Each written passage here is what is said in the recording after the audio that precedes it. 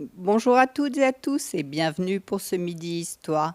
Midi Histoire du mois de mars et Midi Histoire, je vous le rappelle, qui sont organisés par l'Institut de la gestion publique et du développement économique et particulièrement par son bureau de la recherche.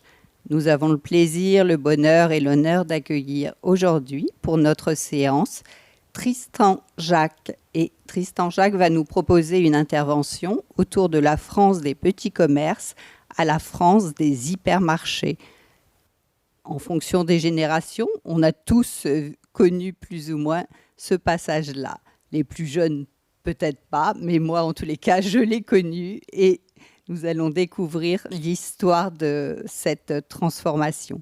Tristan Jacques est docteur en histoire contemporaine à l'université Paris 1 Panthéon-Sorbonne. Il est enseignant du secondaire dans le département d'instruction publique à Genève. Tristan Jacques est avec nous aujourd'hui car il est un spécialiste du sujet qu'il va traiter aujourd'hui, car il a soutenu en 1997, sous la direction de Michel Margueraz, une thèse qui s'intitulait « L'État, le petit commerce et la grande distribution, 1945-1996, une histoire politique et économique du remembrement commercial ». Tristan Jacques a également publié, comme beaucoup d'historiens, des articles dans différentes revues, et notamment dans le mouvement social. Je n'ai pas pris dans les plus récents articles, mais j'ai choisi un article qui date de 1995, parce que c'est un sujet qui revient toujours dans notre actualité, et qui s'intitulait « La grande distribution et le repos dominical ». Aux origines d'une controverse vieille. À l'époque, c'était de 45 ans, mais je crois que ça a été publié en 95, en 2015. Oui. Donc, ça remonte. Voilà, mais je laisse la parole à notre intervenant pour qu'il nous fasse découvrir le passage du petit commerce à la grande distribution. Et je vous souhaite à tous une excellente communication. Merci. Bonjour et merci à l'Institut de la gestion publique et du développement économique pour cette invitation qui m'honore. Comme l'a dit Madame Blanchet, la présentation d'aujourd'hui s'appuie donc sur mes travaux de recherche doctorale en histoire et sur ma thèse publiée donc en 2017 sur l'État, le petit commerce et la grande distribution 1945-1996, qui était une histoire politique et économique de ce que j'appelais le remembrement commercial, et je vais vous expliquer ce que j'entends par là.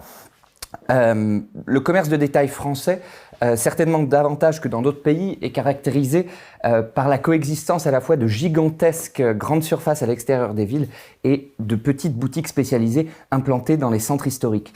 Et pourtant, jusqu'au milieu des années 60, les grandes surfaces étaient absolument inexistantes en France, et les innovations marchandes, comme le libre-service ou les caisses enregistreuses ou toutes les techniques afférentes, étaient très peu répandues dans l'Hexagone. Les mutations du commerce en France se sont opérées à la fois de manière extrême et soudaine dans les années 60 et 70. Et c'est le sujet de cette présentation. Je vise ici à vous présenter à la fois l'évolution des structures du commerce de détail, en particulier le commerce à dominante alimentaire, mais aussi l'encadrement de l'État par l'État de ces évolutions.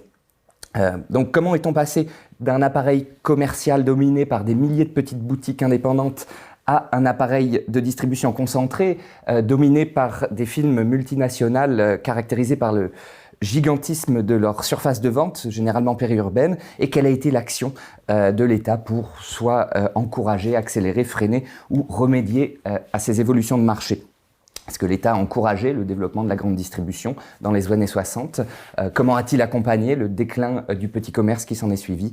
Y a-t-il eu des politiques sectorielles pour le commerce, des politiques de compensation ? Observe-t-on des revirements ou des continuités ?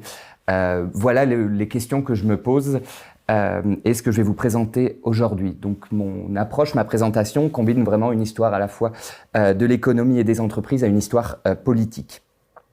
Je suis d'autant plus ravi de présenter ici aujourd'hui que mes travaux s'appuient en grande partie sur des recherches dans les fonds d'archives du ministère des Finances et des ministères et des directions ministérielles rattachées à Bercy, qui était la rue de Rivoli à l'époque.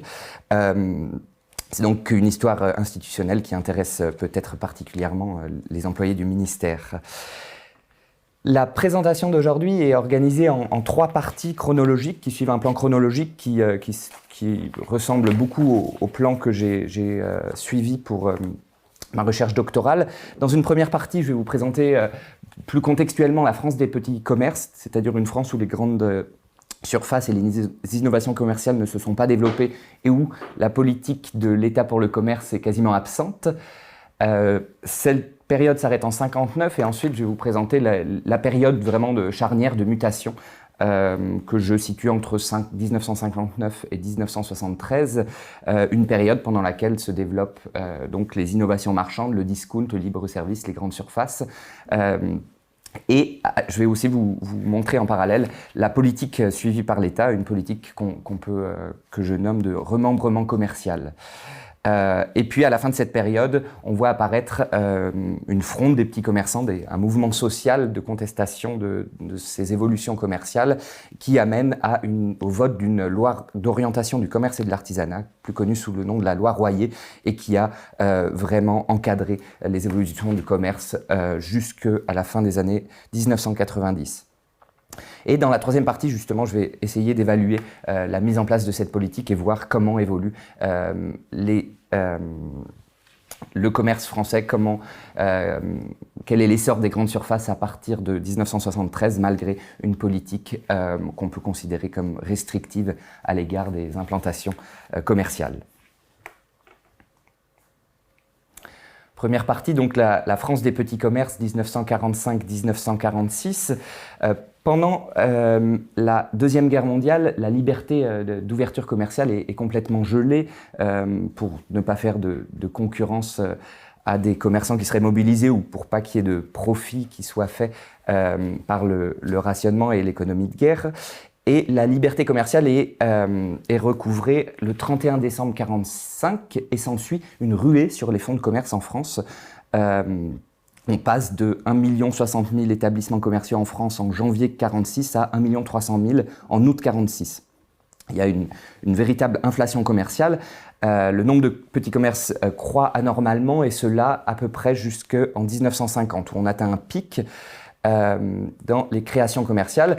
Et c'est une inflation qui touche essentiellement le commerce alimentaire. Ces commerces sont petits, sans employés généralement. Comme on le voit sur ce tableau, plus de 2/3 des commerces français n'emploient aucun salarié. Les commerçants occupent donc un rôle de propriétaire gérant. Et ces petites surfaces et cette dispersion de tout petits commerces ne permet pas véritablement au commerce de se moderniser. Elle a des effets antisélectifs, anti-modernisateurs pour des questions d'échelle et de capitaux. Et donc dans les années 50 en France, on ne voit pas la diffusion de méthodes marchandes qui ont été développées aux États-Unis depuis le début du XXe siècle, qui se caractérisent notamment par la vente en libre-service et toute son organisation afférente, c'est-à-dire encaissement en un seul point aux sorties des magasins, mise à disposition des clients de paniers ou de chariots, installation frigorifique, préemballage des produits, vente promotionnelle, tout ça est quasiment inexistant du paysage commercial français dans les années 50. Il y a bien quelques groupes succursalistes qui essayent d'innover quand même. Dès 1948, quelques groupes comme Goulet-Turpin, Doc de France ou Casino ouvrent des magasins en libre-service. Mais cela reste vraiment embryonnaire dans les années 50 et ne modifie pas en profondeur les structures du commerce. On peut pour se faire une meilleure idée, faire des comparaisons internationales. Alors dans les années 50, il y a aussi le mouvement Leclerc qui se développe et l'expérience de la vente en discount. J'y reviendrai un petit peu après, mais là aussi, on reste sur un nombre de points de vente très réduit. Les structures ne changent pas en profondeur. Comme on le voit sur ces graphiques, en 59, par exemple, on compte un magasin alimentaire pour 101 habitants de la France métropolitaine contre 172 pour le Royaume-Uni. Également, si on regarde le nombre de libre-service ou de supermarchés, on en trouve beaucoup moins que dans des pays qui ont des économies comparables à celles de la France. Par exemple, le nombre de libre-service en France, on en a un peu moins de 2000 à la fin des années 50, 1663 en 59, contre 4700 pour la Suède, qui est 8 fois moins peuplée, ou 17 000 pour la République fédérale allemande. Donc on observe, on ne peut pas parler à proprement, on ne peut pas considérer à proprement parler qu'il y a une spécificité française. Hein. Il y a d'autres pays aussi où les structures du commerce changent plus lentement, en Italie, en Espagne, même en Belgique et aux Pays-Bas. Mais à niveau de productivité industrielle comparable, à niveau de développement économique comparable, la France semble quand même en décalage par rapport à d'autres pays d'Europe. Il y a une productivité industrielle qui est assez forte, un niveau de salarisation de la société qui est assez élevé, des taux de consommation marchande également hauts, et pourtant un appareil commercial qui reste très dispersé et très peu modernisé. Et ça, c'est aussi en décalage avec la dynamique de l'économie dans les années 50, avec la modernisation et le rattrapage d'après-guerre. La productivité augmente dans les secteurs industriels et pourtant les circuits du commerce restent très complexes, pour ne pas dire archaïques, avec un grand nombre d'intermédiaires, peu d'innovation et vraiment un modèle de commerce qu'on peut avoir dans l'imaginaire populaire, vraiment de l'épicier crayon sur l'oreille derrière un comptoir qui distribue les produits à l'unité et vers lequel les consommateurs viennent quasiment tous les jours. Donc le commerce en 1950 n'a pas vraiment changé de ce qu'il était au début du XXe siècle, malgré une modernisation de l'économie très profonde à cette époque.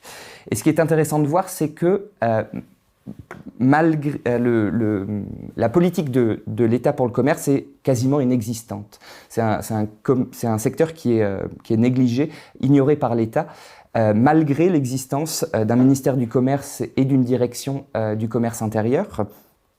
Mais cette direction est très peu importante, elle compte pas de fonctionnaires des grands corps, pas de polytechniciens, pas d'inspecteurs des finances, elle n'a pas de sous-direction, c'est vraiment une toute petite direction et qui n'a pas véritablement de mission prospective et d'ampleur, surtout qu'elle dépend beaucoup d'autres, ses compétences administratives sont éparpillées et elle dépend d'autres directions ministérielles, par exemple la commercialisation des fruits et des légumes et le sujet de la direction de l'agriculture.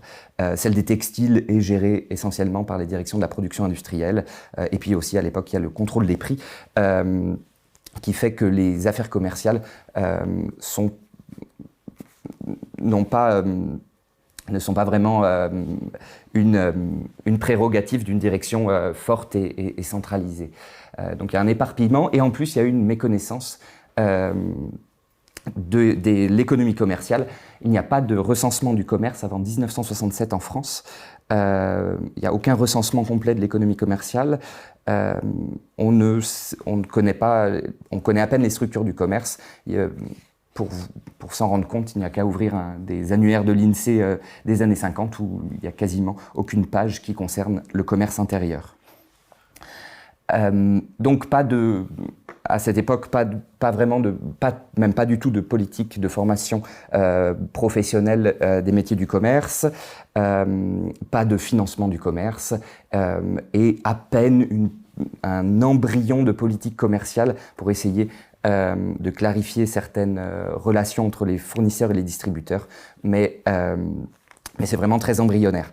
Ça s'explique par des raisons culturelles, électorales et puis aussi par des priorités d'investissement. On est à un moment, les grands secteurs priment dans l'économie française. Le commerce, qui relève de l'initiative privée, n'est pas une priorité pour l'État, ça se comprend bien. Et puis, d'un point de vue culturel et électoral, le petit commerce reste encore considéré comme un pilier de la civilisation.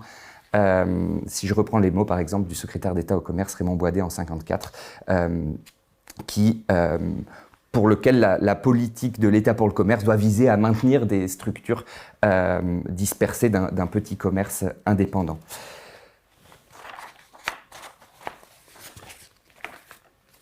il n'y a donc aucune réforme les choses commencent à changer en 1959, au moment où une réforme de la distribution est engagée.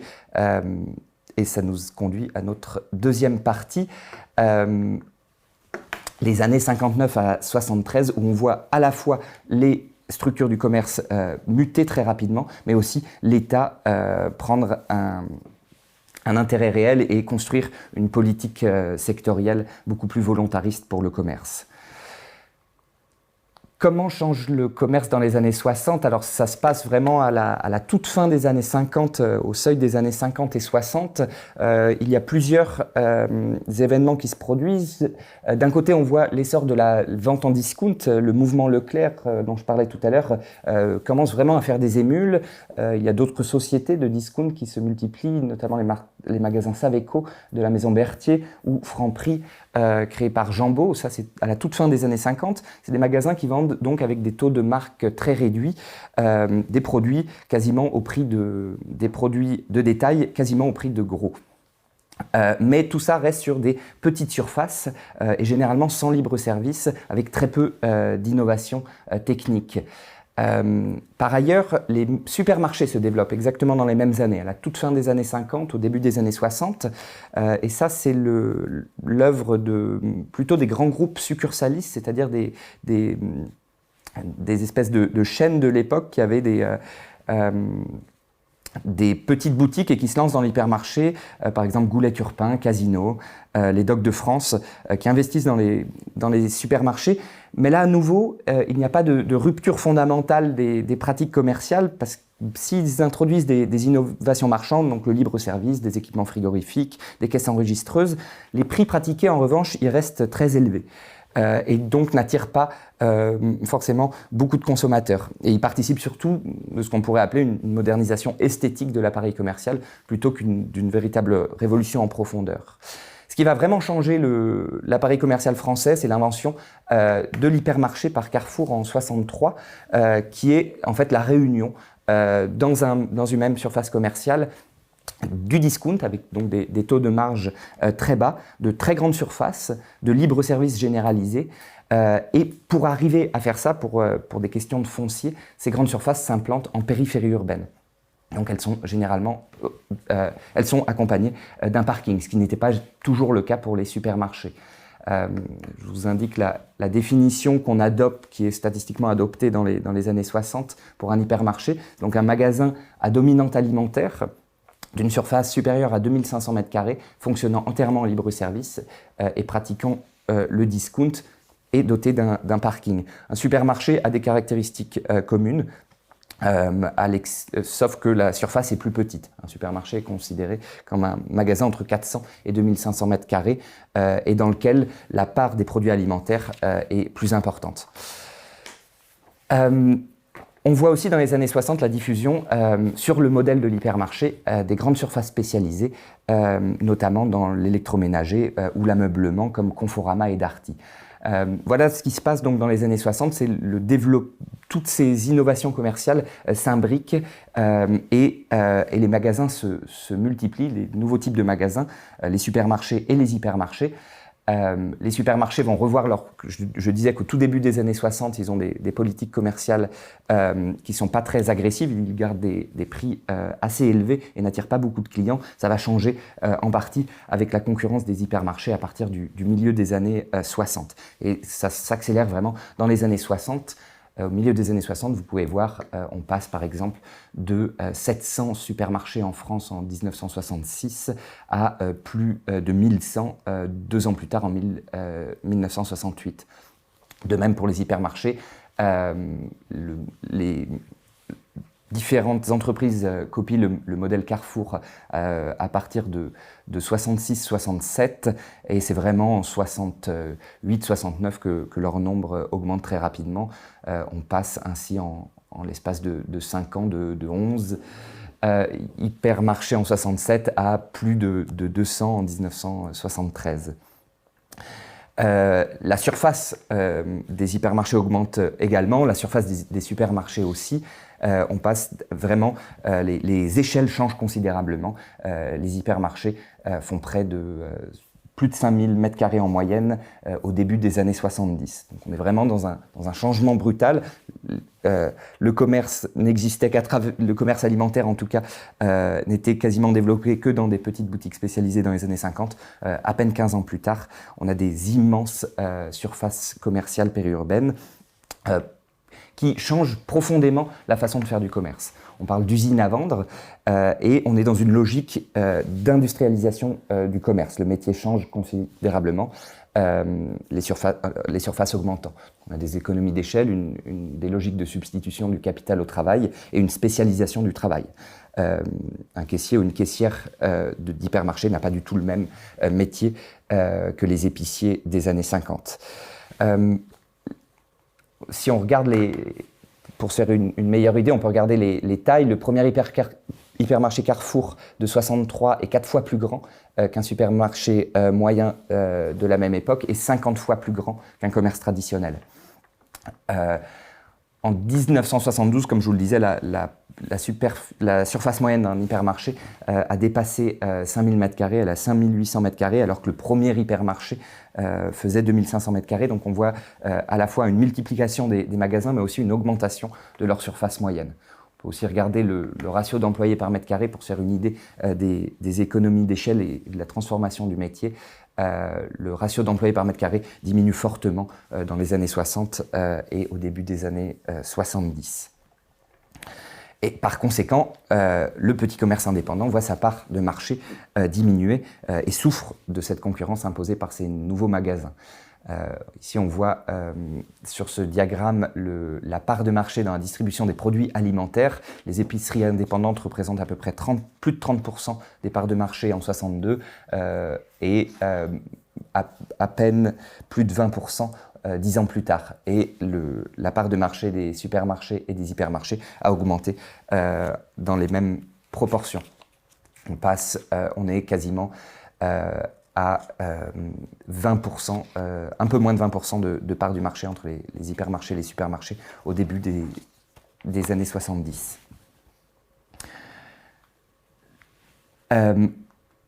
On est ainsi passé en 10 ans d'un appareil commercial complètement dispersé, pas modernisé, à un appareil commercial caractérisé vraiment par le gigantisme de ces surfaces de vente. Et c'est un phénomène qui est peut-être plus marqué que dans d'autres pays européens. Je ne vais pas non plus parler d'une spécificité française, il faut toujours se méfier à penser qu'on est différent des autres, mais en tout cas, le nombre d'hypermarchés et leur taille est quand même plus élevé que dans les autres pays européens. Et ce qui caractérise en tout cas la France, c'est l'absence d'étapes intermédiaires. Les surfaces moyennes intra-urbaines et les supermarchés se sont très peu développés dans les années 50 et au début des années 60. Et on est passé directement à un modèle d'immenses surfaces périurbaines. Si on regarde les chiffres, on voit par exemple que la France a le plus grand nombre d'hypermarchés après la République fédérale allemande. C'est le seul pays en Europe qui en a le plus. Et ça jusqu'à la fin de l'histoire qui m'intéresse, c'est-à-dire jusqu'à la fin des années 90, c'est le cas. La France est vraiment le deuxième pays de l'hypermarché et également en nombre par habitant. On voit par exemple qu'en 1975, on a 5,8 hypermarchés par million d'habitants en France contre seulement 1,5 au Royaume-Uni, où là par exemple on a davantage de moyennes surfaces intra-urbaines. Et là encore, seulement la République fédérale allemande a des hypermarchés plus nombreux que la France. Donc, le commerce français mute rapidement, sans vraie étape intermédiaire. Et en plus, il se caractérise par le développement de grandes firmes multinationales, ce qui n'est pas le cas pour d'autres pays, à part peut-être les États-Unis. Et dès le début des années 70, on voit les sociétés d'hypermarchés françaises investir à l'étranger. Les Docks de France ouvrent un magasin Mammouth en Espagne en 77. Le groupe Promodes, qui a l'enseigne Continent, investit en Belgique dès 69, puis après en Espagne, au Brésil. Et c'est le cas aussi pour Carrefour, qui s'implante en Espagne, au Brésil, dès les années 70. Ces mutations du commerce sont donc rapide, brutale, et elle s'accompagne aussi par un changement de la politique du gouvernement pour le secteur. À partir de 1959, une réforme de la distribution est décidée et elle est confiée à un secrétaire d'État au commerce, Joseph Fontanet. L'idée, en 1959, c'est qu'il ne faut plus gâcher les gains de productivité acquis au niveau de l'industrie par un système commercial coûteux et défaillant avec trop d'intermédiaires. Surtout qu'à la fin des années 50, on est dans une période de reprise rapide de l'inflation qui est forte tout au long des années 50, 60, 70. L'inflation est un véritable problème public et on commence à penser à la fin des années 50 que la modernisation du commerce devra permettre de lutter contre l'inflation. Puis comme je disais, l'idée c'est vraiment d'arrêter de gâcher les gains de productivité de l'industrie au niveau de la distribution. Les outils de ces réformes, de la réforme de 59, sont assez sommaires. Alors on envisage des augmentations de crédits pour faciliter le financement, d'étendre la TVA au commerce, qui est une taxe qui permet de favoriser les circuits plus courts. On cherche à développer aussi la formation professionnelle et puis à renforcer la connaissance statistique du secteur. Et par ailleurs, il y a une assez grande libéralité dans l'octroi de permis de construire pour des supermarchés. Et ça passe plutôt par le ministre de l'Équipement qui cherche à favoriser l'ouverture de supermarchés. Et enfin, le dernier volet de cette réforme, c'est l'interdiction du refus de vente entre un fournisseur et un distributeur. Les prix doivent être les mêmes en fonction et sont en fonction des quantités et non pas du statut de l'acheteur. Et ça va véritablement favoriser le développement de la grande distribution, puisque certains fournisseurs étaient hostiles au fait que les nouveaux distributeurs pratiquent le discount et bradent les prix. Il y avait des tensions fortes sur pression de commerçants plus traditionnels qui ne voulaient pas que leurs fournisseurs vendent à ces nouveaux acteurs du discount, mais c'est impossible à partir de la circulaire Fontanet de 1960 et cette interdiction du refus de vente. Et ça va largement favoriser le développement du grand commerce en France. Pourtant, cette réforme du commerce en 59 n'est pas très concluante. On se rend compte qu'en fait, il y a très peu de financement au commerce et que le secrétariat d'État au commerce n'est pas vraiment écouté. Et la direction, c'est plus la direction du commerce intérieur à l'époque, c'est la direction des affaires commerciales, n'a pas vraiment de poids. Et on voit, c'est vraiment à partir de 63 qu'il y a une impulsion forte qui est donnée de soutien aux grandes surfaces et de volonté de moderniser le commerce. Et ça se fait sous l'impulsion de Valéry Giscard d'Estaing au ministère des Finances. À partir de 62, le secrétariat d'État au commerce disparaît. Et puis, 3 ans plus tard, une grande direction du commerce intérieur et des prix est créée et remplace les anciennes directions qui s'occupaient que du commerce. Et là, c'est une très grande direction avec plus de 300 employés, des inspecteurs des finances et une véritable mission, une politique très volontariste dans laquelle on a changé complètement le référentiel. Avant, il y avait, dans les années 50, même à partir de la réforme de la distribution de 59, en tout cas ce qui est pensé comme une réforme de la distribution, la modernisation commerciale n'est pas définie. On ne sait pas si ça doit porter sur les surfaces, sur l'équipement, sur le développement du discount, sur le type d'innovation, sur le type de groupe de capitaux qui doivent être investis. Il n'y a pas de définition de la modernisation commerciale. C'est fait à partir du milieu des années 60.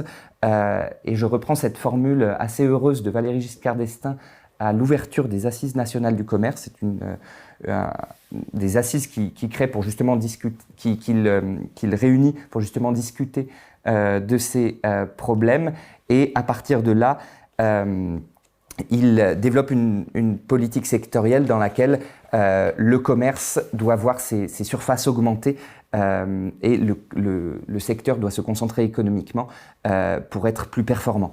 Et il fait ça sur le modèle du remembrement agricole qui a été élaboré quelques années après. Donc, à partir de 63, on a vraiment un changement de paradigme dans la politique pour le commerce. On oppose l'efficacité de la grande distribution à l'archaïsme du commerce traditionnel et on veut au maximum faire fermer les toutes petites boutiques qui ne sont pas assez performantes et favoriser le développement du très grand commerce. Alors ça passe surtout par l'extension de la TVA au commerce, qui n'avait pas encore été faite, et c'est le cas à la fin des années 60. et par une grande libéralité dans les plans d'urbanisme commerciaux et dans l'octroi des permis de construire. Donc, dans les années 60, politique volontariste de remembrement commercial et développement qui accompagne le développement très rapide des hypermarchés. Mais ça va rencontrer une certaine limite à partir de la fin des années 60 et l'apparition de mouvements de protestation de commerçants indépendants qui n'avaient pas du tout été anticipés. Les plus connus de ces commerçants protestataires sont Gérard Nicou et son mouvement le Sidunati, qui se développe surtout dans la région entre Lyon et Grenoble, la région de Bourgoin-Jallieu. À l'origine de ces mouvements de protestation des commerçants, c'est une résistance à des réformes fiscales et sociales, mais très vite, en fait, leur contestation va s'étendre au problème de la concurrence des grandes surfaces. Et ces mouvements de protestation sont assez inédits. C'est la première fois que la classe moyenne indépendante se révolte sous la Ve République. Ça faisait 10 ans qu'il n'y avait pas eu de mouvement équivalent et ça n'a pas été anticipé par les organisations traditionnelles de défense de la classe moyenne indépendante comme la CGPM par exemple. Ces actions se caractérisent aussi par une forte violence. Par exemple, à la fin de l'été 69, on recense l'intimidation d'un inspecteur des impôts à Grenoble, l'enlèvement du maire adjoint de Lyon et du directeur de la Caisse régionale d'assurance maladie et de l'industrie, l'enlèvement de 2 agents des renseignements généraux qui assistaient à une réunion de petits commerçants, des manifestations de nuit, des vols de documents fiscaux.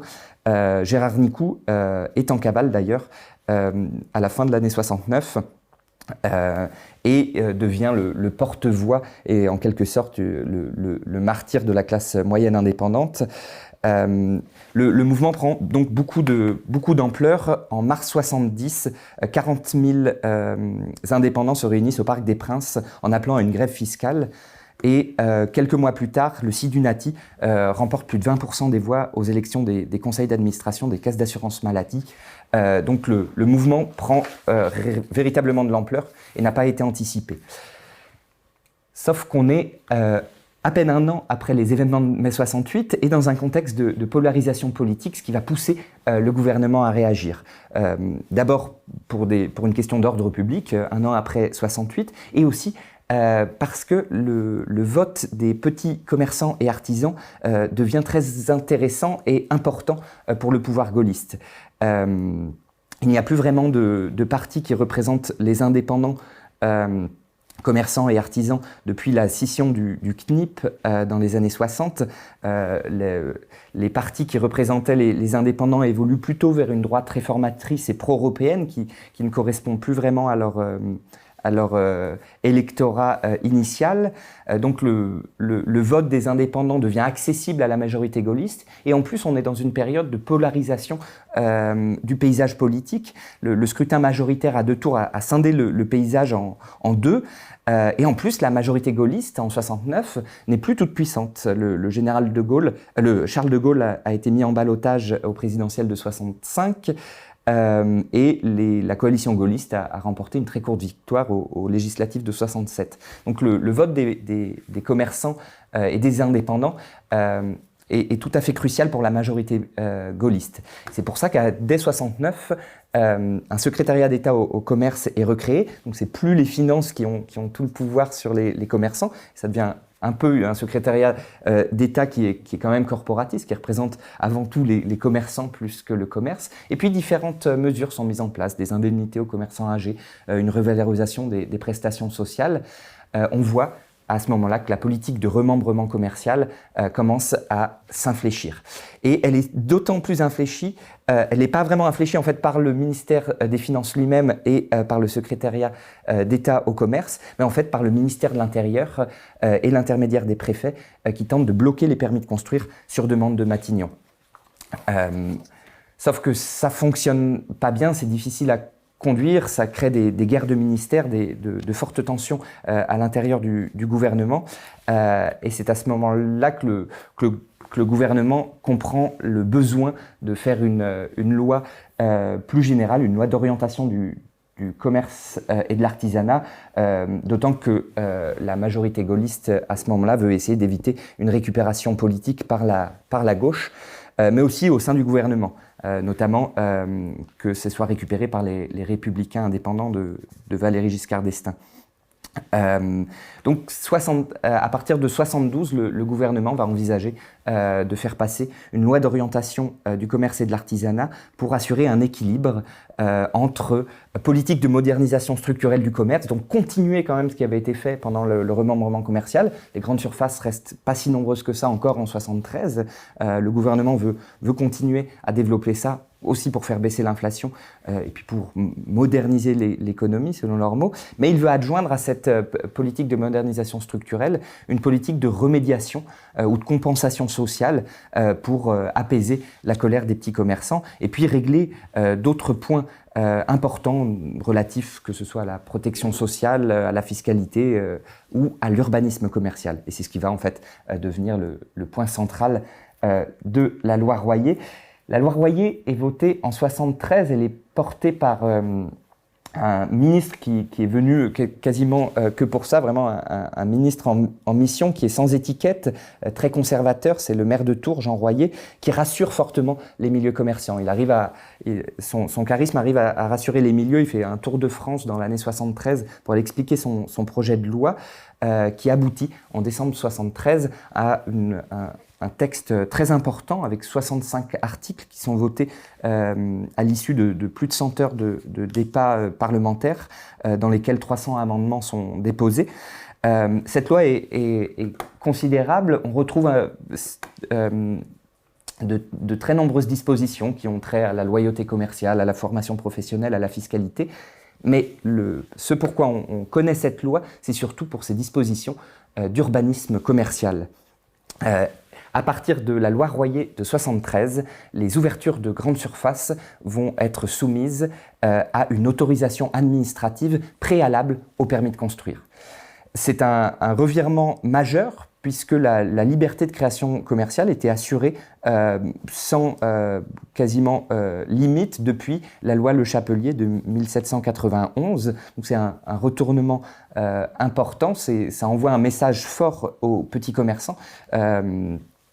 Cette disposition, c'est donc plus précisément que toute autorisation de grande surface de 1000 m² dans les communes de moins de 40 000 habitants et de 1500 m² dans les communes de plus de 40 000 habitants doivent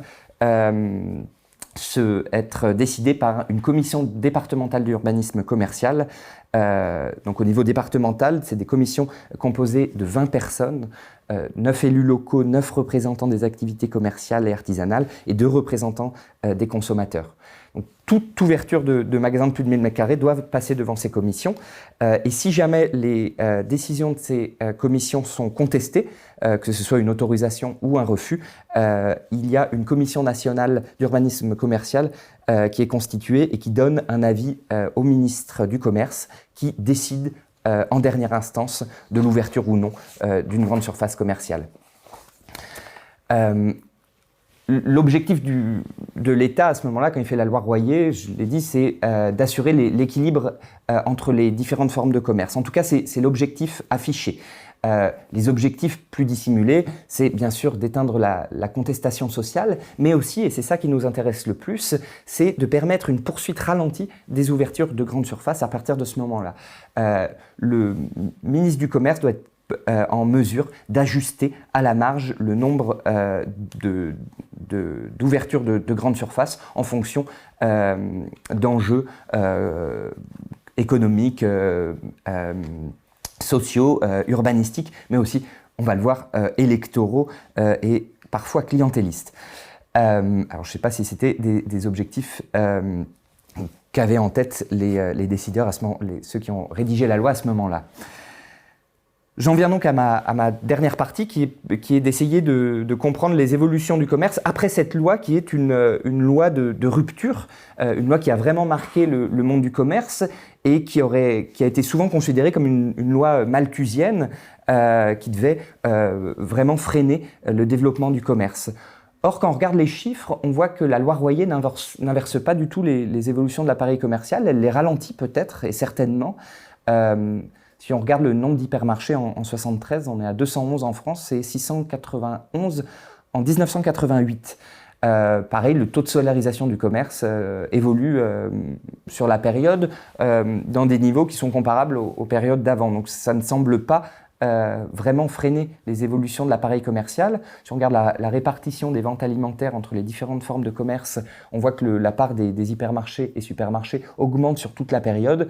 En 1979, elle est à peu près de 30% hypermarchés et supermarchés confondus. Et en 1990, 10 ans plus tard, on est à peu près à 60%. Et dans les années 90, on va arriver dans des niveaux autour de 60-70% du commerce alimentaire qui est réalisé par des grandes surfaces alimentaires. Et dans le même temps, on voit que les magasins d'alimentation générale de petite surface, c'est-à-dire la petite épicerie indépendante, déclinent à peu près dans le même ordre. Les parts des ventes alimentaires réalisées par les épiceries passent de 30% en 79 à moins de 15% en 1990. Et si on compare aux autres pays européens, on voit aussi que la France reste, malgré une loi très restrictive, une législation très restrictive à l'égard des ouvertures de grandes surfaces, la France reste le pays des hypermarchés. En 1995, par exemple, la France compte 1,5 hypermarchés pour 100 000 habitants, ce qui est à ce moment-là même plus que l'Allemagne. Donc la France est le premier pays des hypermarchés dans les années 90. Donc la loi Royer n'a pas réussi à freiner cette évolution. Elle n'a pas mis un terme au développement des hypermarchés, mais ce n'était pas l'objectif. L'objectif, c'était vraiment d'essayer de le contrôler.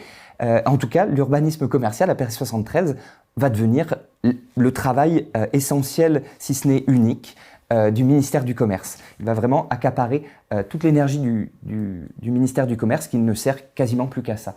À partir de 73, en fait, le ministre du Commerce va être en charge d'équilibrer conjoncturellement les ouvertures de grandes surfaces. Et la politique du commerce ne va quasiment pas exister, en tout cas pas à travers des actions d'ordre positif. On a un petit peu de soutien au commerce en zone rurale qui est mis en place, mais sinon il n'y a plus de politique pour orienter le commerce dans un sens ou dans un autre. Et même les grandes questions sensibles qui intéressent le ministère du Commerce, je pense notamment à l'ouverture dominicale des magasins ou à l'encadrement des relations entre les fournisseurs et les distributeurs, c'est des politiques pour le commerce, mais elles relèvent surtout d'autres ministères, de l'économie, du travail, et elles ne font pas partie d'une politique plus globale sur ce secteur en particulier. Alors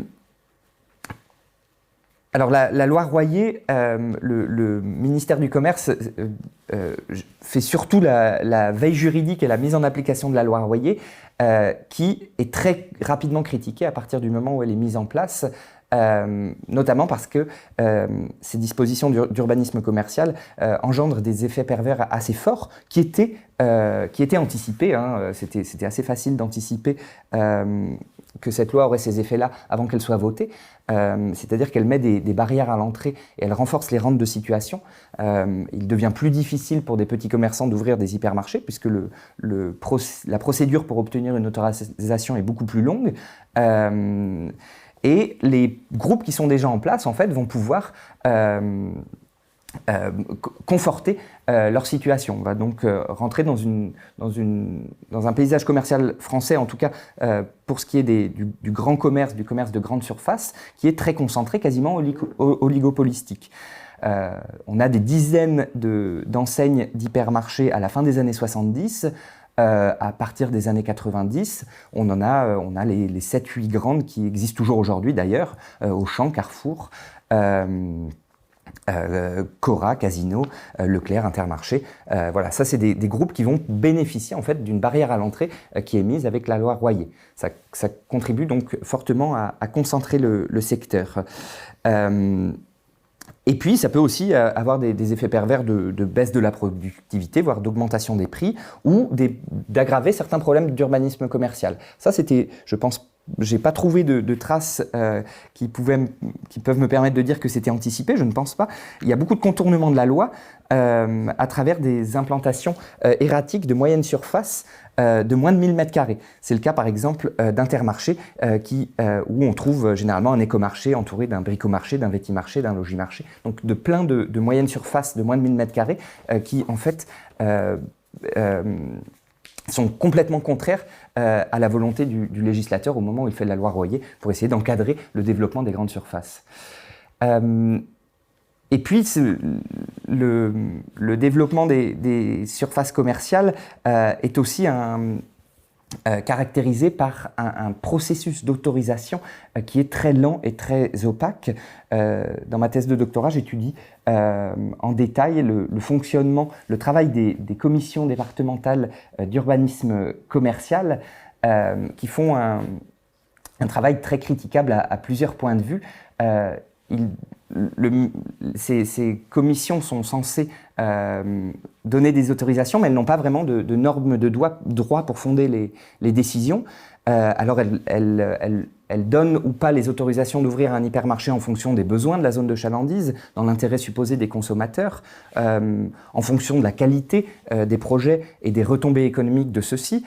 Mais il y a quand même une absence de normes de droit fondant les décisions. Qui conduisent à des décisions qui sont parfois clientélistes, voire qui ont été, dans certains cas, accusés de corruption. Ça crée des mécanismes de pression très forts sur les participants de ces CDUC, qui sont à la fois des élus, mais aussi des représentants des branches.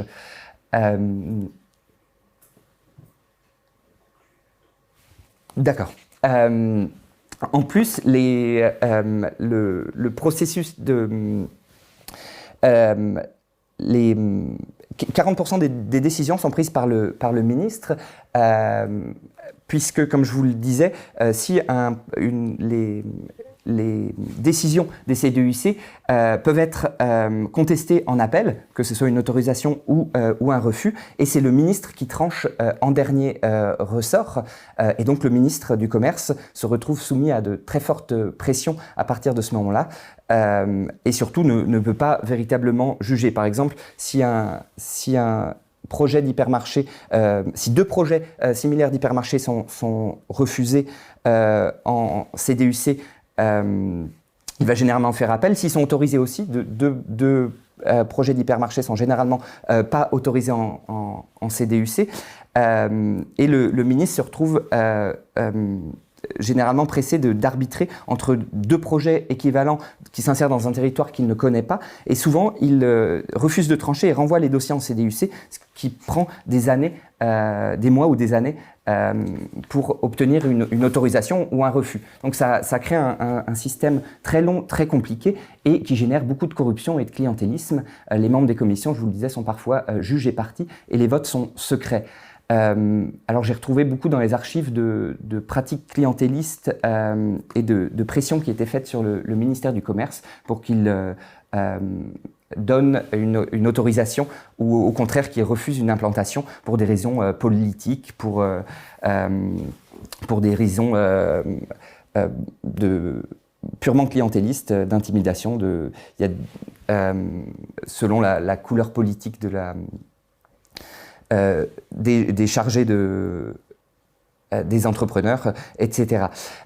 Cette corruption, elle a été beaucoup critiquée et dénoncée, notamment par les acteurs du commerce eux-mêmes. Jean-Marie Roche, qui a été ministre du Commerce en 92, dénonçait cette corruption. Alors, il est vrai de manière très déclamatoire et invérifiable. Hein. J'ai pas pu vérifier c'est des cas de corruption liés à l'urbanisme commercial. En tout cas, des affaires ont été jugées dans les années 90. C'est le cas notamment de l'affaire Urbatechnique Graco, qui a été jugé, mais qui a conduit à la condamnation seulement de Jean-Pierre Destrade à 3 ans de prison, qui a été condamné pour enrichissement personnel, et ça n'a pas permis de mettre à jour un véritable système de corruption. J'en viens à la fin pour essayer de conclure sur les réformes qui sont envisagées dans la gestion de l'urbanisme commercial. Étant donné ces effets pervers, ces pratiques clientélistes, ces écueils, l'idée de réformer la loi Royer apparaît très très rapidement dès les années 80, sauf que ouvrir un débat politique sur le commerce est très dangereux politiquement. Et en fait, l'urbanisme commercial, de manière un peu étrange, va être réformé non pas par une loi sur le commerce, mais par une loi de moralisation de la vie politique. C'est la loi Sapin en 1992 qui va changer la façon dont on donne les autorisations au niveau des CDUC et de la CNUC. Le vote est désormais à main levée, il n'y a plus de vote secret, il n'y a plus de représentants de la profession dans les CDUC, et en plus le financement des partis politiques, les règles de financement des partis politiques sont changées, et ça met un terme au clientélisme et à la corruption qui entoure les ouvertures de grandes surfaces dans la fin de 1973 à 1992. En conclusion, quand est-ce que évolue véritablement la loi Royer? Donc, à quel moment changent les seuils d'ouverture de grandes surfaces? C'est à partir des années 90, avec la loi Raffarin, qui va abaisser les seuils de 1000 m² et 1500 m² à 300 m², à un moment où la politique de l'État pour le commerce change véritablement d'orientation normative. On n'est plus du tout dans une grande distribution qui doit aider à moderniser les structures économiques de la France, mais dans une grande distribution qui devient le bouc émissaire du chômage, de la malbouffe, de la désertification commerciale. Small redevient beautiful dans les années 90, et notamment à partir de la présidence de Jacques Chirac. La loi Royer est réformée en 1996 et les seuils d'autorisation pour ouvrir des grandes surfaces commerciales sont abaissés à 300 m². Cela pour envoyer un message positif aux petits commerçants et aux petits indépendants. En fait, le réel objectif de la loi Raffarin de 1996, c'est de protéger les champions nationaux de la grande distribution française contre le hard discount allemand qui commence à se développer en France, notamment Aldi et Lidl qui ouvrent des magasins et qui vont ouvrir des magasins à 299 m² à partir de ce moment-là, jusqu'à ce que la loi Raffarin soit que les seuils soient à nouveau révisés dans les années 2000. Mais à nouveau, là, on voit une loi Raffarin qui est davantage une loi d'opportunité politique qu'une loi d'orientation du commerce prospective et bien anticipée. Alors, je passe vraiment à mes conclusions. Donc, ce qu'on doit retenir, c'est que les mutations du commerce français, elles sont rapides et soudaines, sans étape intermédiaire, dans les années 60. On n'a pas vraiment de politique sectorielle sur toute la période étudiée, donc dans les 5 décennies d'après-guerre, sauf dans les années 60, où on veut vraiment moderniser le commerce. On a un référentiel de modernisation important, mais cela se fait sans concertation sociale, avec un manque d'anticipation. On n'anticipe pas les protestations de petits commerçants à la fin des années 60, et on n'anticipe pas les effets pervers que peut avoir un contrôle de l'urbanisme commercial, notamment en termes de corruption, de clientélisme ou de pression qui sont mis sur les décideurs. Une de mes conclusions, c'est aussi de voir que la loi Royer, en fait, qu'on a souvent considérée comme malthusienne et néocorporatiste, ne protège pas le petit commerce, mais elle ralentit le remembrement commercial. Les CDUC deviennent des machines à dire oui lentement. Les évolutions du commerce restent les mêmes, mais elles sont simplement ralenties, et l'agitation des petits commerçants est calmée par une loi d'opportunité politique. Et donc le développement de la grande distribution continue à peu près à un rythme continu entre les années 70 et 90. Voilà. Oui, j'avais trop prévu. Merci infiniment pour ce vaste panorama que vous nous avez brossé. Il y a des questions qui sont arrivées. Je vais vous les communiquer dans l'ordre où elles sont arrivées. Et puis j'espère qu'on aura le temps que vous puissiez y répondre. Peut-être des réponses relativement brèves. La première, c'est que penser des magasins coopératifs Economats SNCF virgule, un contre-modèle, point d'interrogation. Alors, je ne sais pas si ça vous parle. Malheureusement, non. Alors, le commerce coopératif se développe, ça dépend de quel commerce coopératif on parle.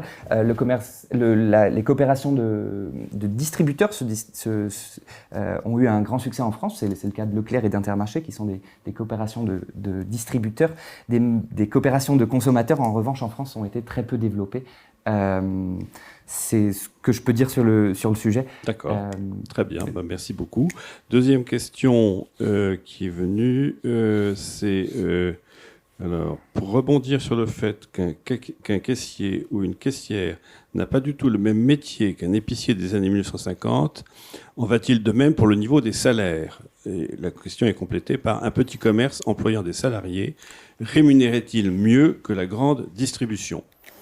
Alors, c'est difficile de répondre, mais si un épicier employait des salariés, c'est qu'il était déjà bien établi et assez important. Donc, on peut imaginer que les rémunérations étaient correctes. En tout cas, pour l'épicerie alimentaire, je ne pense les épiciers étaient assez précaires, assez pauvres. J'ai des chiffres. Par exemple, entre 1939 et 1950, les prix à la consommation sont multipliés par 25, alors que l'activité des commerces est multipliée par 18. Donc on voit que l'activité moyenne des commerces alimentaires est très faible en fait dans les années 40 et 50. Et donc les profits aussi sont très faibles. C'est pour ça il manque de capitaux pour faire des investissements. Donc la rémunération des épiciers doit être assez faible. Et généralement on considère que les épiciers sont plus proches de la classe ouvrière dans leurs conditions économiques que de la classe bourgeoise à laquelle pourtant ils s'identifient. Ça, c'est un des autres sujets de ma thèse. Mais non, dans les années 50, le petit épicier indépendant, isolé, n'est pas riche. D'accord. Une autre question à laquelle vous avez en partie répondu. Sur les 25 dernières années, estimez-vous que les pouvoirs publics continuent de favoriser les hyper ou ce mouvement s'inverse-t-il? Donc ça, je crois que vous avez un petit peu répondu, mais peut-être que vous avez un complément à apporter. Alors en tout cas, j'ai pas vu, sur la période que j'étudie entre 45 et 96, je ne vois pas de politique qui vise à freiner le développement de la grande distribution. Quand il y a des politiques qui sont mises en place, c'est généralement c'est par opportunité et électoralisme. Et y a pas, on voit pas de remise en cause ou de façon de penser qui soit différente, parce qu'on aurait pu imaginer l'État favorisant notamment les coopératives de consommateurs, l'indépendance économique ou d'autres choses. On voit que l'État favorise généralement les grands groupes du commerce concentré sans véritable revirement sur la période. Une autre question. Que dit l'omniprésence d'une figure comme Michel-Édouard Leclerc sur le rôle de la grande distribution dans l'imaginaire collectif des Français? Alors sur l'imaginaire collectif des Français, je ne sais pas. En tout cas, l'enseigne Leclerc est très particulière. C'est un peu un ovni dans le paysage commercial, que ce soit son père ou lui-même. Son père crée le premier magasin en 1949 avec une vision quasiment religieuse de ce que doit être le commerce. Il a une foi, il veut aider les consommateurs à payer leurs produits moins chers. En tout cas, c'est ce qu'il clame. Et il ne s'inspire pas vraiment en fait de ce que font les autres. Il ne va pas aux États-Unis, il n'essaye pas d'adopter des innovations marchandes qui ont été développées ailleurs. Je ne sais pas ce que dit Leclerc de l'imaginaire populaire en France. En tout cas, Leclerc ne dit pas en soi grand-chose du reste du monde de la distribution française. C'est quand même un cas à part. D'accord. Mais écoutez, il ne me reste plus qu'à vous remercier beaucoup pour cette séance et les réponses aux questions que vous avez pu apporter. Merci beaucoup à tous. Merci.